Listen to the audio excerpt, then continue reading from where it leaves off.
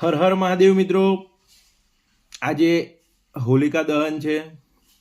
હોલિકા દહનની અંદર સુખ સમૃદ્ધિ માટે, રોગનાશ માટે, શત્રુનાશ માટે અને કામ અટકતું હોય તો એક ઉપાય કરવાનો છે. એ દર હોળીના દિવસે કરવાનો છે.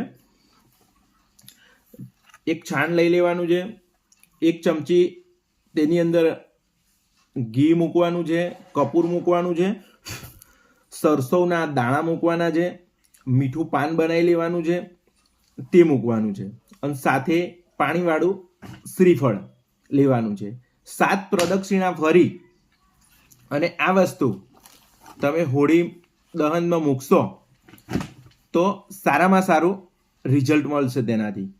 અને નીચે એક મંત્ર સ્ક્રીન પર મૂકું છું, એ મંત્ર તમારે 5 વખત બોલવાનો છે. હર હર મહાદેવ.